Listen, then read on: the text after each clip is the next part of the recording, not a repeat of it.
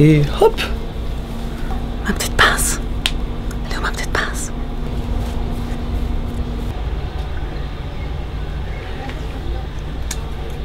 Et voilà! Moi je dis merci les jeunes, parce que les jeunes ils s'arrêtent et ils prennent position. Je vous remercie beaucoup pour toutes ces informations. Et puis, je vous 5 minutes. Avec plaisir. Au revoir. Au revoir. Bonne journée. Avec un passeport roumain, certaines autorités vont nous dire mais tel médicament existe en Roumanie. Oui, certes, pour des gens qui sont intégrés, qui vivent entre guillemets normalement. Mais cette population est exclue dans son pays, donc n'a pas accès aux médicaments qui existent, aux soins qui existent. Il faut, je pense, surtout pas baisser les bras parce que même si, encore moins, voilà, même si c'est difficile, il y a certaines choses qui sont encore plus difficiles pour ces exclus, nous, il faut pas qu'on les lâche. Quand on passe sa journée ou sa nuit dans la rue et que la seule communication qu'on a avec les gens c'est de faire la manche et puis d'avoir les gens qui détournent le regard.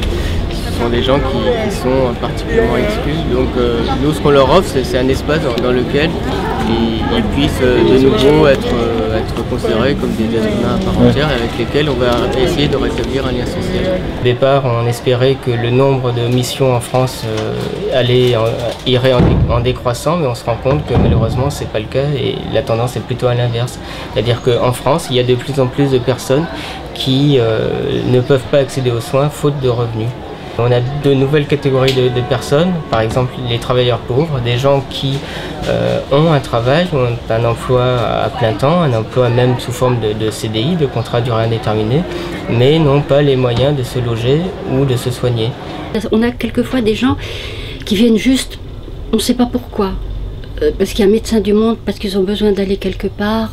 On dit toujours, moi j'avais un terme quand je suis arrivée au début, c'est que je disais toujours, ils viennent chercher une boîte de Doliprane pour démarrer, et puis une fois dans le cabinet médical, c'est tout à fait autre chose, l'aspirine ça suffit pas, certains n'ont même pas besoin de médicaments parce que c'est tellement autre chose qui est lié à leur état de grande difficulté, qui engendre toutes sortes, des maux d'estomac, des maux de tête, et même du mal-être. Ces 5 propositions, si elles sont mises en œuvre, on sait par expérience que ça permettra de faciliter l'accès aux soins.